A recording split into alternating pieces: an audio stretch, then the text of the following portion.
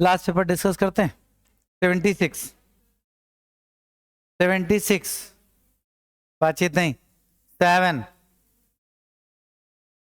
78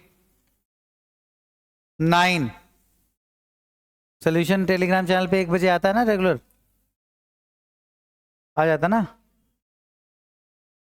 79 80 81 81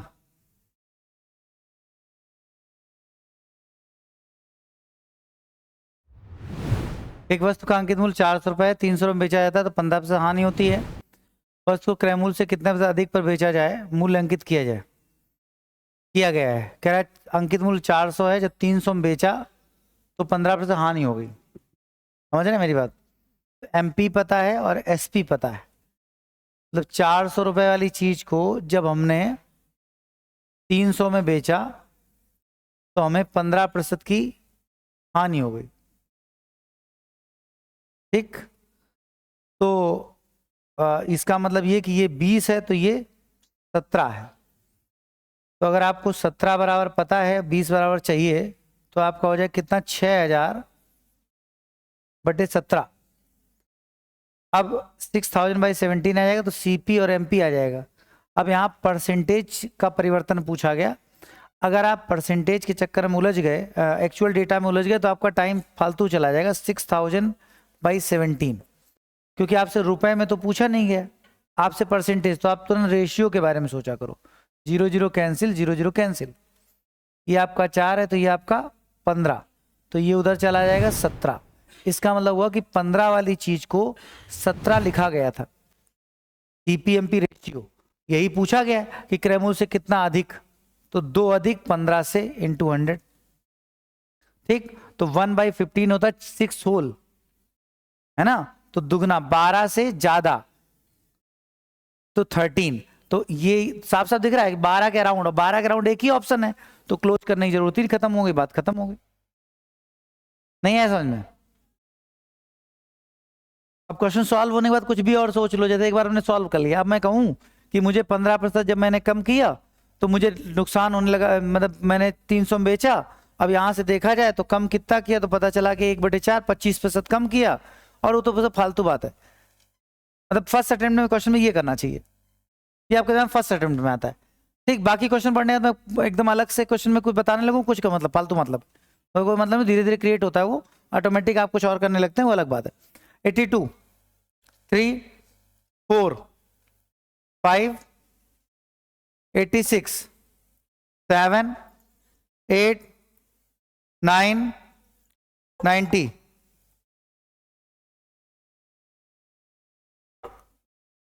90 देखिए,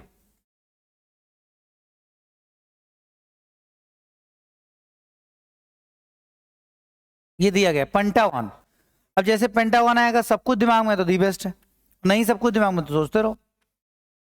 ये पेंटागन है अगर, तो क्या क्या आता है दिमाग में? सबसे पहले याद इसका each interior angle 108 degree, each exterior angle 72 degree, और स्टार बना के ईच एंगल, स्टार कौन बताओ? हाँ बताओ जरा हिमांशु, तारे का कोण का फॉर्मूला बताओ, आ गया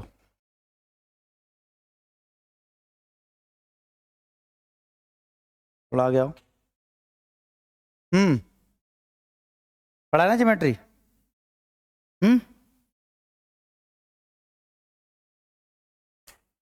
बैठो। हाँ, ज्योमेट्री नहीं पढ़ा फिर? हाँ, 36 डिग्री, तारे के कोण का फॉर्मूला बताओ। 36 डिग्री तो पेंटागन में होता है, रिवाइज कर लेना।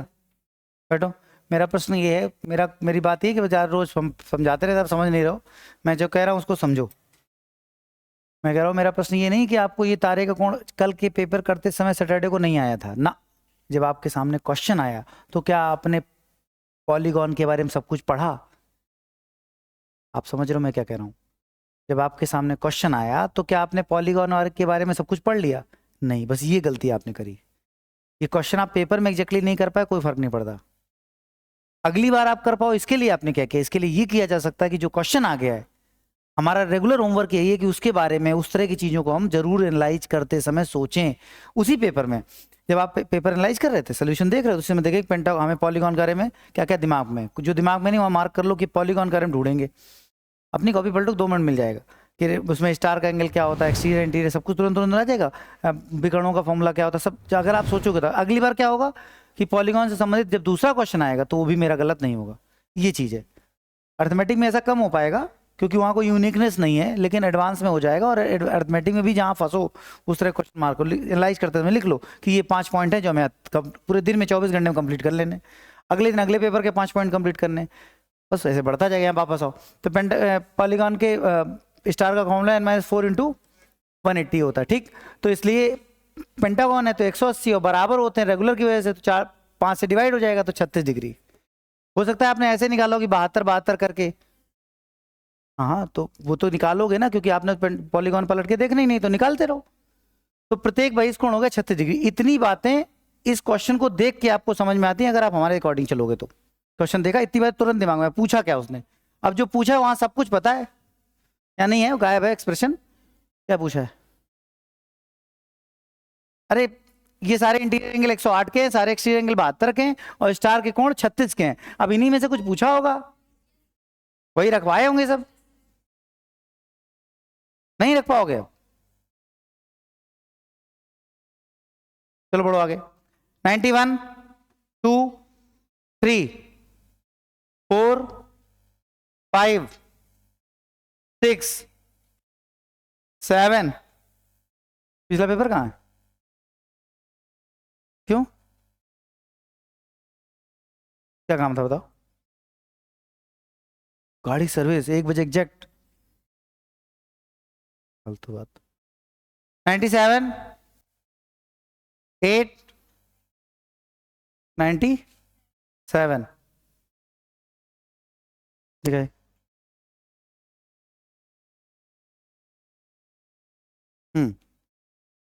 a माइनस 1/a+14 बराबर 0, a + 1/a+14। डिजिट अलग है, क्वेश्चन 10 बार अलजेब्रा मिल जाएगा आपको, ठीक। देखो ध्यान से, यहाँ 14 जोड़ो, यहाँ भी 14 जोड़ो, दिख रहा है कुछ, k - 1/k पता चल गया। और यहाँ पर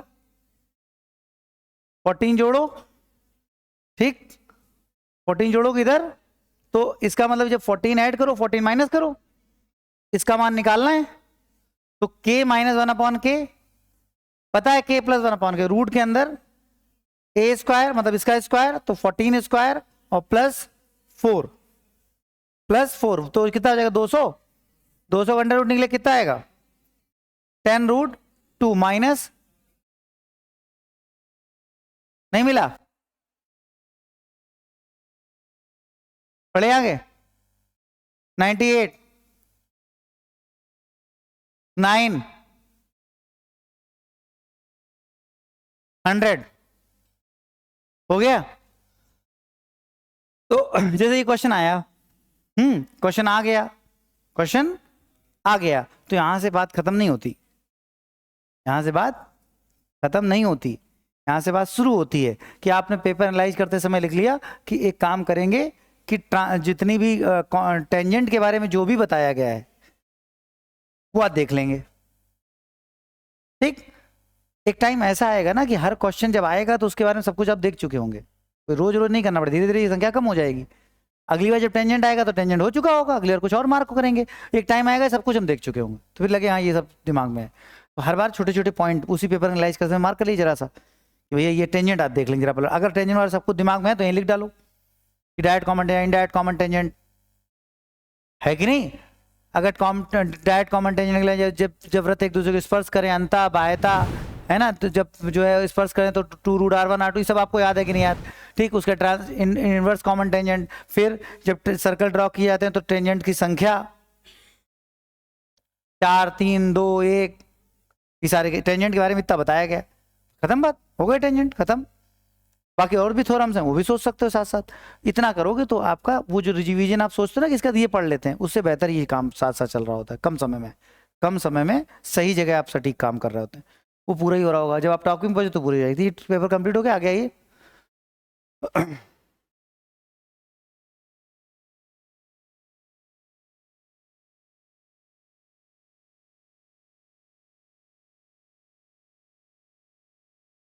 ज्योमेट्री, ट्रायंगल्स, पहले एक्सरसाइज में कितने क्वेश्चन? 88। ठीक, लास्ट 88 बचे हैं। ठीक है, मतलब 388 थे ना। ठीक है, 310 तक, 310 तक।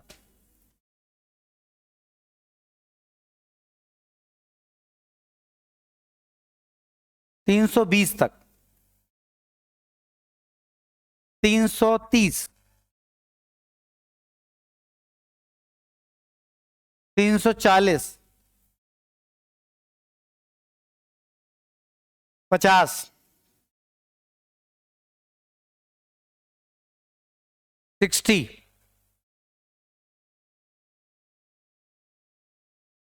70,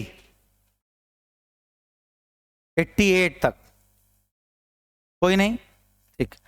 तो बाकी वीडियोज आपके पास हैं, आई थिंक आपने उसकी हेल्प ले ली होगी, तो समय क्लास का बचता है।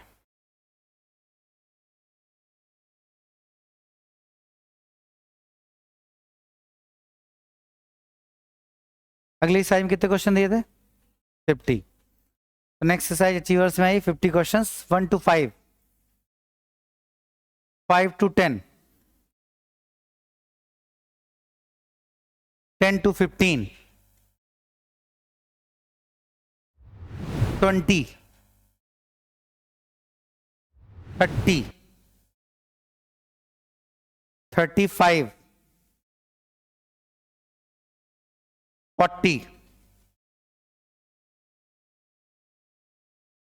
37। देखिए,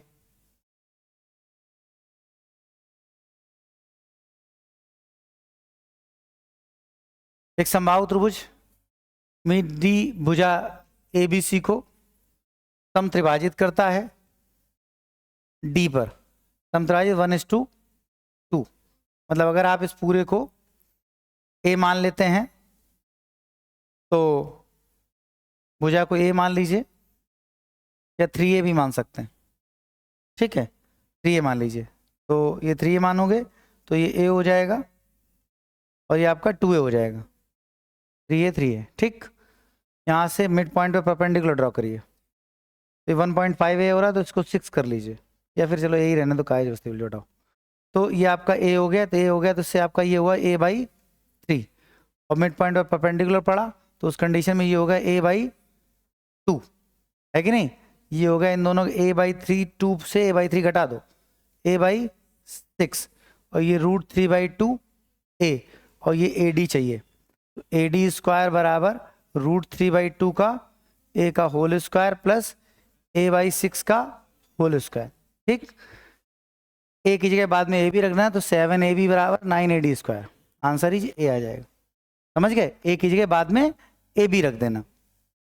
ठीक है, ये रेशियो बदल सकता है। अगर 1:2 है तो ये रिजल्ट काम करता रहेगा, रेशियो बदल जाए तो फिर प्रूव करना पड़ेगा। रेशियो बदल जाए तो फिर प्रूव करना पड़ेगा। 37 के बाद 40, 45 तक, 50। कोई डाउट नहीं? ठीक, सारे क्लियर होते रहने चाहिए।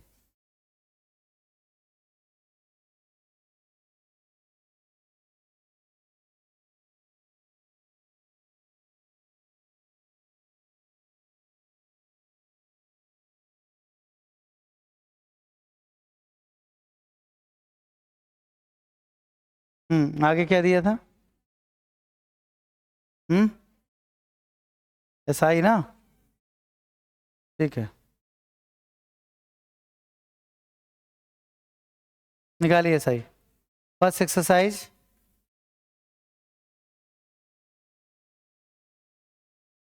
शुरुआती 50 क्वेश्चन,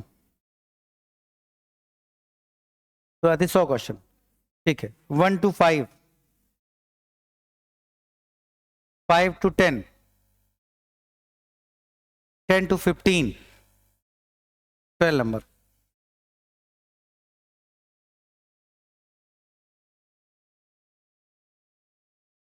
12 नंबर देखिए, 1800 रुपये दो अलग अलग बैंकों में जमा किए गए, 5% वार्षिक दर से 5 वर्षों में दोनों बैंकों से 540 दर प्राप्त हुआ।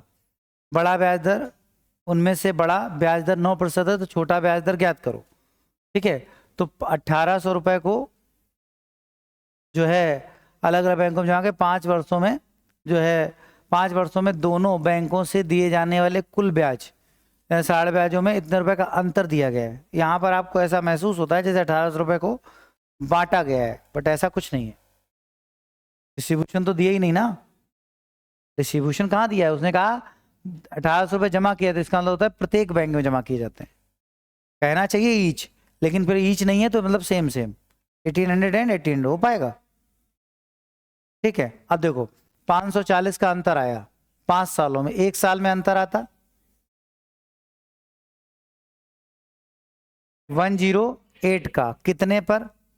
1800 पर, इनटू 100, मतलब प्रतिवर्ष जो है 6% का अंतर है।